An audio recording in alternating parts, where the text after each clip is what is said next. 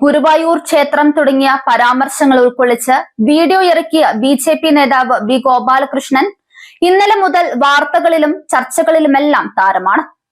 ഗുരുവായൂർ നിയമസഭാ മണ്ഡലത്തിലെ ബി.ജെ.പി. സ്ഥാനാർത്ഥിയാണ് ഗോപാലകൃഷ്ണൻ. ഇദ്ദേഹത്തിന്റെ പ്രചാരണത്തിനെതിരെ നിരവധി പരാതികൾ ഇതിനകം തന്നെ തെരഞ്ഞെടുപ്പ് കമ്മീഷന് ലഭിച്ചിട്ടുണ്ട്. ഇദ്ദേഹത്തിന്റെ വീഡിയോ പരിശോധിക്കുന്നുണ്ടെന്നും ചട്ടം ലംഘിച്ചുവെന്ന് ബോധ്യപ്പെട്ടാൽ നടപടി ഉണ്ടാകുമെന്നും നടപടി വൈകിക്കരുത് എന്നുമാണ് നിർദ്ദേശം നൽകിയതെന്നും മുഖ്യ തെരഞ്ഞെടുപ്പ് കമ്മീഷണർ രത്തൻ ഗേൽക്കർ പറഞ്ഞിരുന്നു. ഗുരുവായൂരിൽ ഹിന്ദു എം.എൽ.എ ഇടതും വലതും നിർത്തിയിട്ടില്ല. തീർത്ഥാടന കേന്ദ്രമായ ഗുരുവായൂരിൽ എന്തുകൊണ്ട് ഹിന്ദു എം.എൽ.എ ഇല്ല തുടങ്ങിയ പരാമർശങ്ങൾ അടങ്ങുന്നതാണ് ഗോപാലകൃഷ്ണന്റെ വീഡിയോ. ഇതിനെതിരെ പാർട്ടികളും വ്യക്തികളും പരാതി നൽകുകയും ചെയ്തു. തെരഞ്ഞെടുപ്പ് പ്രചാരണം എങ്ങനെ നടത്തണം, എന്തൊക്കെ ചെയ്യാം, എന്തൊക്കെ ചെയ്യരുതു എന്നെല്ലാം പെരുമാറ്റച്ചട്ടത്തിൽ വ്യക്തമാക്കിയിട്ടുള്ളതാണ്. ഗോപാലകൃഷ്ണന്റെ വീഡിയോയിൽ ചട്ടലംഘനം നടന്നു എന്നാണ് കലക്ടർ പരിശോധിക്കുക.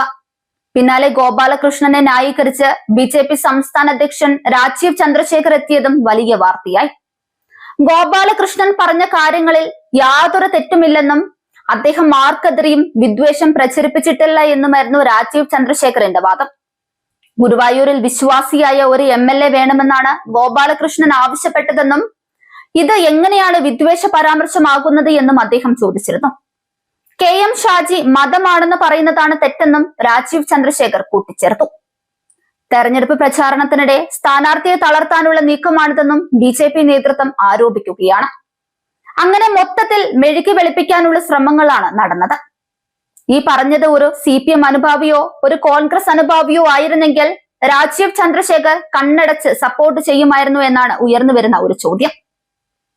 ബി.ജെ.പിക്ക് മെഴുകി വെളുപ്പിക്കുകയല്ലാതെ ഇനി വേറെ വഴികളൊന്നുമില്ല. ഇതേ വീരവാദം മുഴുക്കി ബി.ജെ.പി. തന്നെയാണ് ഇപ്പോൾ ഗോപാലകൃഷ്ണന് പുറമെ ഡെമ്മി സ്ഥാനാർത്ഥിയെ കൂടി രംഗത്തിറക്കിയിരിക്കുന്നത്.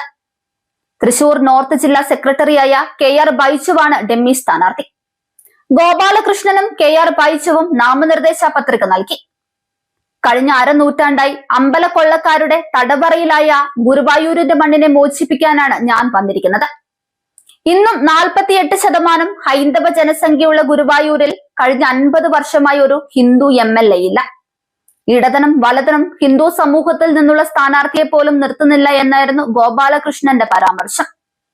ഗുരുവായൂർ മണ്ഡലം ഭരണാധികാരി ഷീബ എസ് നൽകിയ പരാതിയിലാണ് ഗോപാലകൃഷ്ണനെതിരെ FIR ചുമത്തിയത്. Kerala people's representation act 125, BNS 192 വകുപ്പുകൾ ചുമത്തിയാണ് കേസെടുത്തത്. ജനപ്രാതിനിധ്യ നിയമം അനുസരിച്ച് 3 വർഷം വരെ തടവ് ശിക്ഷ ലഭിക്കാവുന്ന കുറ്റമാണ് ചുമത്തിയത്.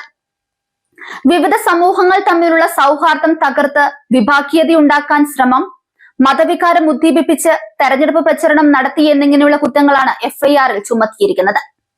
കുറ്റക്കാരൻ എന്ന് കണ്ടെത്തിയാൽ തെരഞ്ഞെടുപ്പിൽ മത്സരിക്കുന്നതിന് അയോഗ്യത വരും. ഗോപാലകൃഷ്ണന്റെ വിവാദ പരാമർശത്തിനെതിരെ LDF നിയോജക മണ്ഡലം സെക്രട്ടറി C സുമേഷും KSW തൃശൂർ ജില്ലാ പ്രസിഡന്റ് ഗോകുൽ ഗുരുവായൂരും പരാതിയുമായി രംഗത്തെത്തി.